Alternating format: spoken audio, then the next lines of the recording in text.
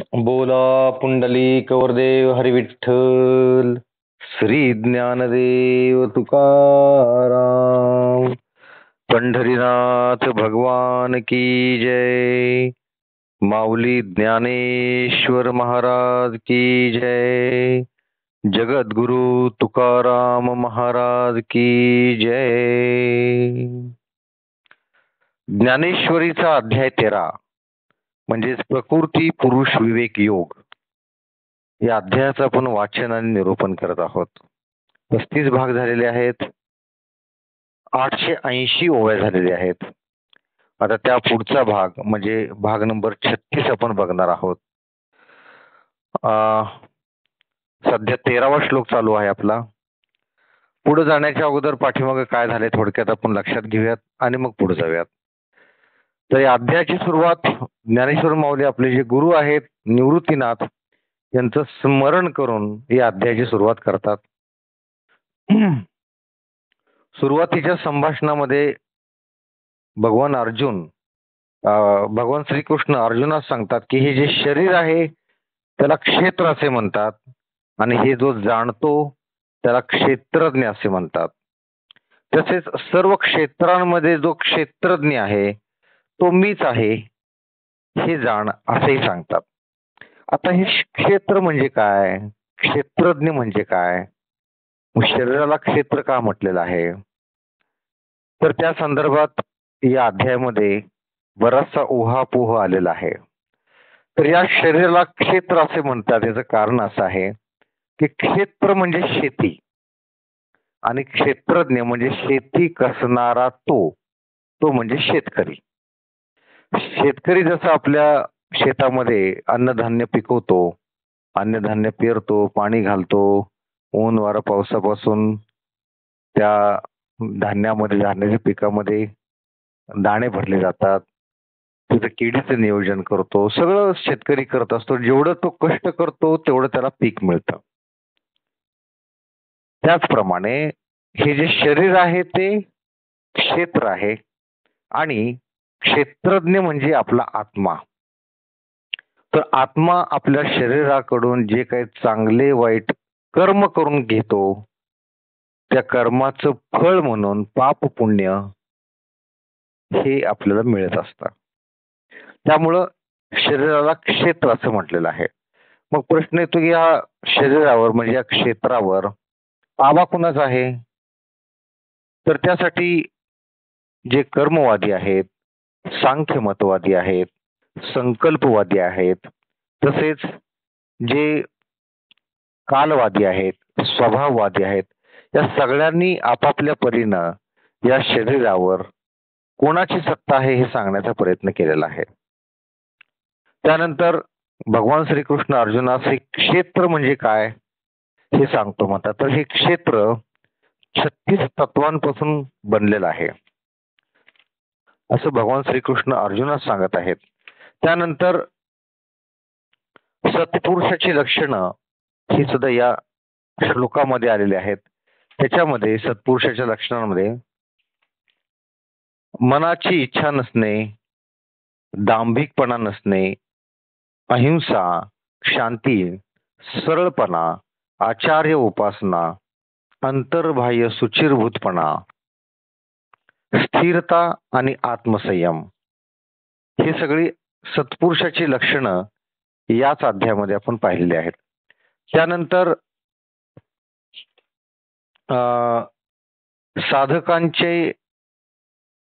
साधक कसा असावा या संदर्भात श्लोक नंबर 8 मध्ये बरंचसं विवेचन आलेलं आहे. त्याच्यामध्ये साधक हा विषयांच्या विषयी विरक्त असावा, अहंकारपणाचा अभाव त्याच्यामध्ये असावा आणि जन्म, मृत्यू, वृद्धपणा आणि शरीर व्यवस्था यांचे ठिकाणी दोष दृष्टीने पाहणारा असावा. म्हणजे त्याला अध्ययन करता येतं. अध्ययन करता येतं म्हणजे काय, त्याला ज्ञान प्राप्ती करता येते. जर हे जर गुण नसतील तर ज्ञान प्राप्ती होत नाही. त्यातला एकच गुण जसं अहंकाराचा अभाव किंवा अहमपणाचा अभाव. अहमपणा म्हणजे मला सगळं माहिती, मी सगळं, मीपणा तो जर असेल तर ज्ञानप्राप्ती होत नाही. कारण जिथं अहंकार असतो तिथं ज्ञान येत नसतं. अहंकाराची जागा मोकळी झाल्यानंतरच त्या ठिकाणी ज्ञानाचा प्रवेश होतो, अन्यथा होत नाही. त्यानंतर ज्ञानसंपन्न पुरुषाची लक्षणं यात सांगितलेली आहेत. ज्ञानसंपन्न पुरुष कसा असतो, कसा असा? तर तो सर्वत्र उदासीन असतो. स्त्री, पुरुष, स्त्री, पुत्र, गृह इत्यादींच्या ठिकाणी तो अनासक्त असतो. इष्ट अथवा अनिष्ट काही प्राप्त झाले तरी आपल्या चित्ताची समता तो कायम ठेवतो. हे त्याच्यामध्ये गुण असतात, म्हणून त्याला ज्ञानसंपन्न पुरुष असे म्हणतात. त्यानंतर ज्ञानसंपन्न पुरुषाची अजून लक्षणे ही आहेत की तो अनन्य भावाने भगवंताची निर्दोष भक्ती करतो. एकांतात राहण्याची त्याच्याकडे आवड असते. लोकसमुदायात राहण्याची त्याच्याकडे आवड नसते. त्यानंतर अज्ञानाची लक्षणं सुद्धा यात आलेली आहेत. आता ज्ञानाची लक्षणं आपण पाहिली, आता अज्ञानाची लक्षणं. अज्ञानाची लक्षणं भरपूर आहेत. त्याच्यामध्ये स्वतःची प्रतिष्ठा वाढावी यासाठी प्रयत्न करणे, स्वतःचा सत्कार व्हावा, सत्कार झाल्यानंतरच आपण संतोष पावतो असं असणे, गर्व, प्रसिद्धी, नंतर आपल्या हातून घडलेल्या कृत्यांचा डांगोरा पिटणे, नंतर असे लोक थोडं जरी कोणी स्तुती केली तर चढून जातात आणि थोडी हानी झाली तर लगेच दुःखमग्न होतात. तसेच असे लोक थोड्याशा स्तुतीने हर्षाने फुगून जातात आणि थोडं जरी कोणी निंदा केली तर कपाळ धरून बसतात. असे लोक वचनाचं पालन करत नाहीत. घात करणारे लोक असतात हे. स्त्री संघाविषयी निर्लज्ज असतात. स्वधर्माचे कर्म, नंतर यांच्या मनामध्ये संशय कायम भरलेला असतो. थोडं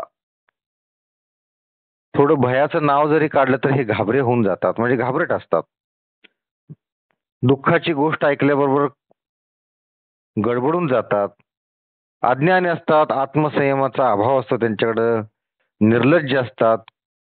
कुळाधर्म पाळत नाहीत. चंचल असतात. विषयांची इच्छा यांच्यामध्ये भरलेली असते आणि अज्ञानी असतात.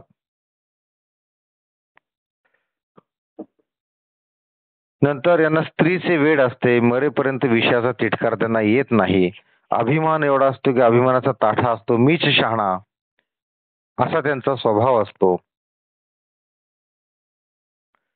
नंतर हे मत्सरी असतात. अहंकारी असतात. त्यांना द्रव्य कुठल्याही मार्गाने आलेलं चालतं, म्हणजे नीती अनिती हे लोक मानत नाहीत. नंतर हे लोक तारुण्याच्या भरामध्ये जे वयस्कर लोक आहेत किंवा जे कुबडे वगैरे लोक आहेत, अपंग लोक आहेत, त्यांची चेष्टा मस्करी करतात. यांच्या मनामध्ये तारुण्याचे घमेंड असते. जी गोष्ट करू नये ते करतात, जे बघू नये ते बघतात, जी वस्तू घेऊ नये ते मागतात, जी गोष्ट मनात सुद्धा आणू नये त्याला हे स्पर्श करतात. ज्याला स्पर्श करू नये त्याला स्पर्श करतात. जे खाऊ नये ते खातात, पाहू नये ते पाहतात, ज्याची संगत धरू नये अशांची संगत करतात. या संदर्भात आपण व्यसनांचं सांगितलं होतं. जी गोष्ट आपण ज्याचं नाव सुद्धा घेत नाही अशा लोकांचं सेवन बरेचसे लोक करतात. ते पितात, नाकात तोंडात धूर जाणाऱ्या गोष्टी ओढतात. तर या संदर्भात आपण बरंच पाठीमागच्या भागांमध्ये आपण सांगितलेलं आहे. तर या संदर्भात, या व्यसनमुक्तीच्या संदर्भात ज्यांनी संकल्प केला असेल त्यांचा संकल्प सिद्धीस जावो, त्यांना भगवान श्रीकृष्ण त्यांच्या पाठीशी उभा राहावं, हीच मी ईश्वरचरणी प्रार्थना करतो.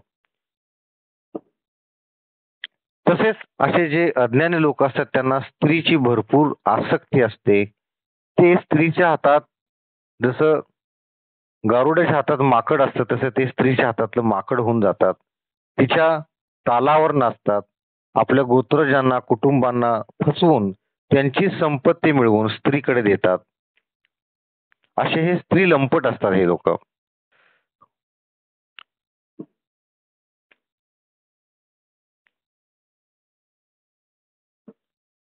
त्यानंतर आपण पाठीमागच्या भागात हे पाहत आहे की ज्ञेय म्हणजे काय.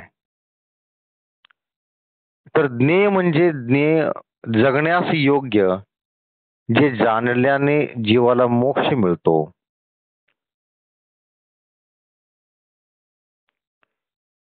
ज्याला आदी नाही ते सर्वोत्कृष्ट ब्रह्मसत म्हणता येत नाही व असत्य म्हणता येत नाही, असा त्याचा अर्थ आहे. तर हे ब्रह्म म्हणजे काय आहे, त्या संदर्भात आपण मागच्या अध्यायात पाहिलं होतं. ते म्हणजे वस्तूला म्हणजे ब्रह्माला ज्ञेय म्हणण्याचे कारण इतकेच की ते ज्ञान प्राप्तीशिवाय इतर कोणत्याही उपायाने प्राप्त होत नाही. म्हणजे ज्ञेय जर प्राप्त व्हायचं असेल, म्हणजेच ब्रह्माची जर प्राप्ती करायची असेल, तर ज्ञान मिळवणे, ज्ञान संपादन करणे हा एकच मार्ग आहे. ज्ञेय असे आहे की त्याला आदी नाही, त्याला अंत नाही. साहजिकच परब्रह्म असे त्याचे नाव आहे. ते नाही म्हणावयास जावे तर विश्व रूपे करून दृष्टीच पडते आणि विश्वच परब्रह्म असे म्हणावे तर ही माया आहे असे म्हणतात. तर ब्रह्म कसं आहे की हे विश्वरूप म्हणजे ब्रह्म आहे का, नाही आहे. पण हे विश्व मात्र ब्रह्मानच तयार केलेलं आहे आणि विश्वच परब्रह्म असे म्हणावे तर तसं नाही, त्याला माया असं म्हटलेलं आहे. त्याला रूप वर्ण आकार नाही, तसेच ते दृष्टीच पडणारे नाही व ते कशास पाहतही नाही. ते आहे असे कोणी व कसे म्हणावे. बरं, ते नाही असे जर आपण धरून चाललो तरी ही महतत्ववादी कोठून स्फुरण पाडली हा प्रश्न शिल्लक राहतो.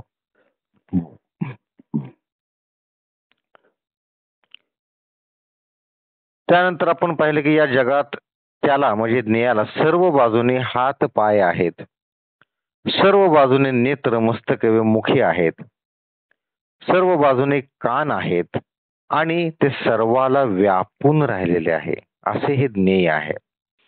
सर्व देशात सर्व काळी भरलेले असल्यामुळे स्थूल सूक्ष्म वस्तूपासून तेच क्रिया करवते, म्हणून वस्तूच ज्याचे हात होत त्या ब्रह्माला या कारणामुळेच विश्वबाहू असे म्हटले आहे.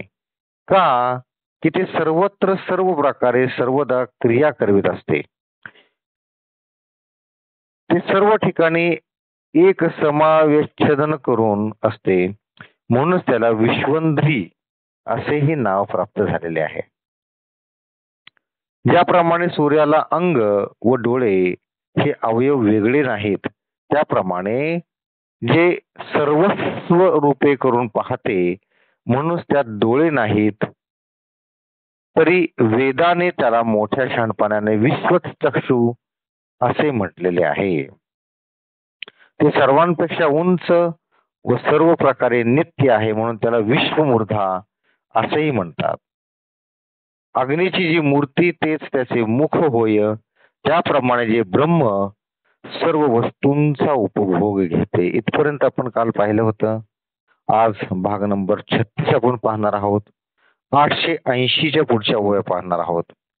या लागे तया पार्था विश्वतोमुख हे व्यवस्था आली वाक्पथा श्रुतीचिया आणि वस्तू मात्री गगन तैसे असे संलग्न तैसे शब्द जाती कान सर्वत्र जया म्हणून आम्ही तया ते म्हणू सर्वत्र ऐकते एवं जे सर्वाते आवरुनी असे एरवी तरी महामती विश्वत चक्षु या श्रुती तयाची व्याप्ती रूप केले वाचुनी हस्तनेत्र पाये हे भाषतेथके आहे सर्व शून्यत्वाचा साहे निष्कर्षुजे पै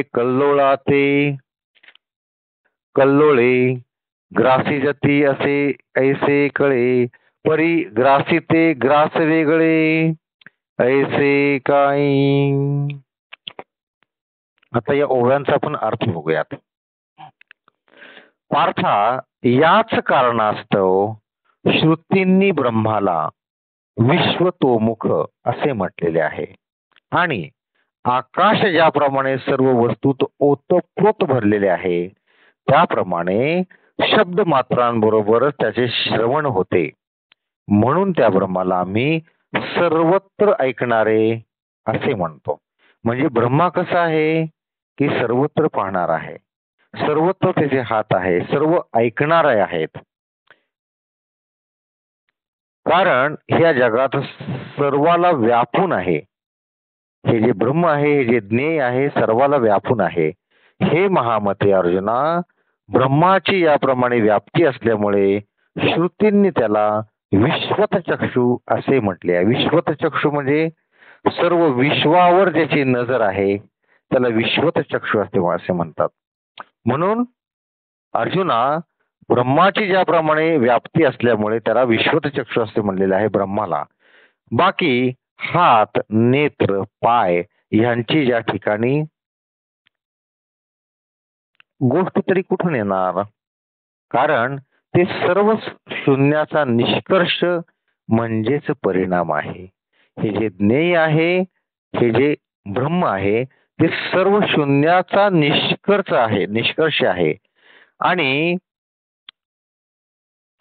समुद्राचे काठावर उभे राहिले असता लाटा उत्पन्न होऊ लागल्या म्हणजे एखादी मोठी लाट लहान लाटेचा नाश करते असे दिसते. परंतु खरोखर विचारपूर्वक जर आपण पाहिलं तर ती थोरली लाट म्हणजे ती जी मोठी लाट आहे, ज्या लाटेचा नाश करते त्या लहान लाटेपासून वेगळी का आहे? नाही, सर्वत्र पाणीच आहे. जशी मोठी लाट छोट्या लाटेला गिळते असं वाटतं, पण तसं नसतं. सर्वत्र पाणीच आहे. त्यामुळे तसं मानण्यात काही अर्थ नाही.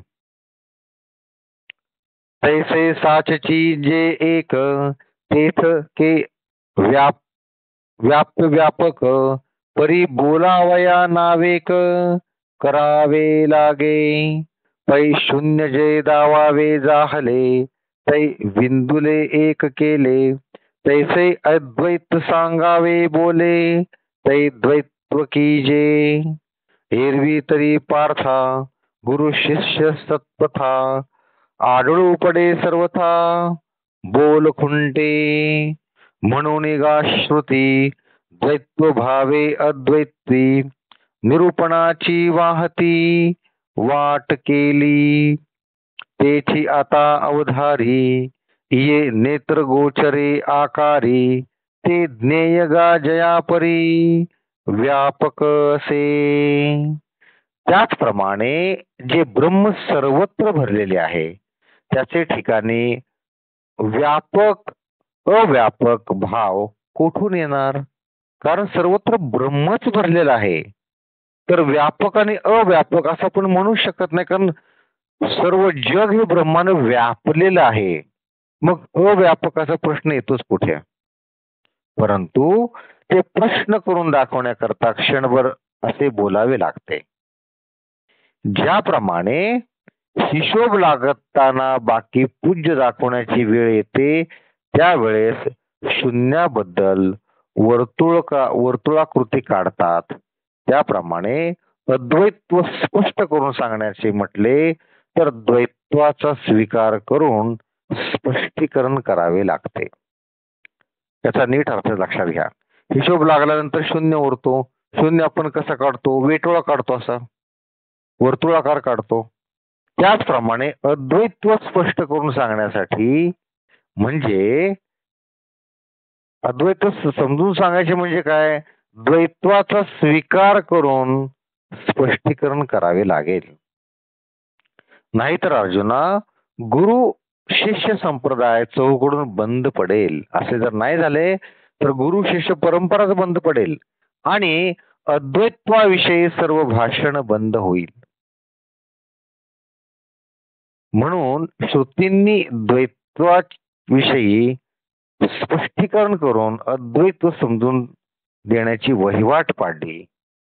तेव्हा आता आपल्या नेत्रांनी जो आकार दिसतो त्यात ते ब्रह्म कसे व्यापक आहे ते ऐका. आता ब्रह्म कसे व्यापक आहे, व्यापक म्हणजे कुठं कुठं कसं कसं ब्रह्म बनून भरून राहिलेलं आहे, त्या संदर्भात श्लोक नंबर 14 त्याचा आपण श्लोकार्थ वाचूयात.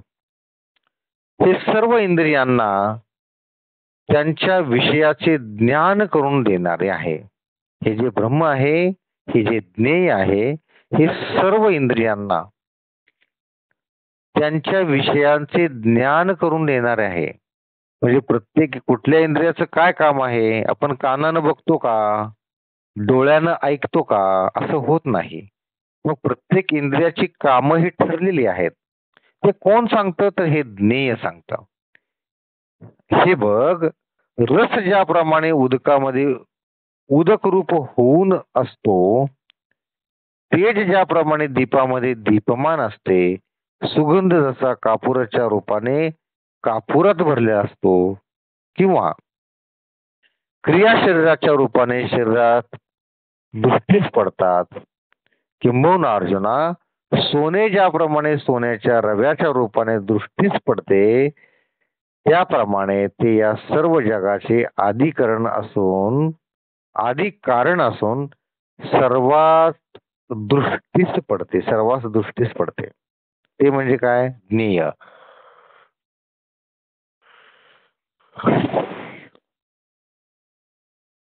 असे जे ज्ञेय आहे म्हणजे असे जे ब्रह्म आहे ते कसं आहे बघा. सर्व उदकांमध्ये उदक बनवून राहिलेलं आहे, दीपांमध्ये त्याचा दीपपणा असतो, सुगंधात जसं कापुराच्या रूपाने कापुरात भरलेला असतो, शरीराच्या रूपाने शरीरात दृष्टीस पडतो, किंवा सोने ज्याप्रमाणे रव्याच्या रूपात असते त्याप्रमाणे या सर्व जगाचे आधिकरण असून सर्वात दृष्टीस पडते. म्हणजे ब्रह्म हे सर्वत्र आहे, सर्वात दृष्टीस पडते. ते सोने ज्यावेळेस रव्याच्या रूपाने दृष्टीस पडते त्यावेळेस आपल्यास तो रवा आहे असं वाटते, परंतु सोने या दृष्टीने पाहू केले असता ते तो रवा सोनेच होय.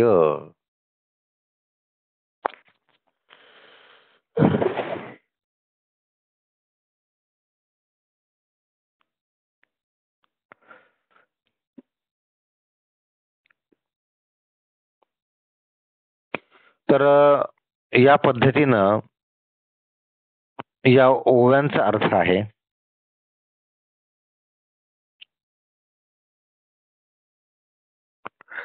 आता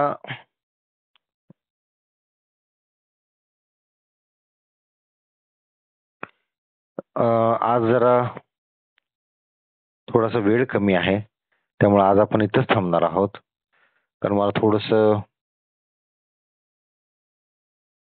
काम आहे. तर उद्या आपण भाग नंबर 37 मध्ये या बाकीच्या गोष्टींचा उहापोह आपण बघूयात. सर्वांनी हात जोडायचे आहेत, डोळे मिटून घ्यायचे आहेत. बोला पुंडलिक वरदेव हरी विठ्ठल, श्री ज्ञानदेव तुकाराम, पंढरीनाथ भगवान की जय, माऊली ज्ञानेश्वर महाराज की जय, जगद्गुरु तुकाराम महाराज की जय, सर्व संतों की जय. जय जय रघुवीर समर्थ.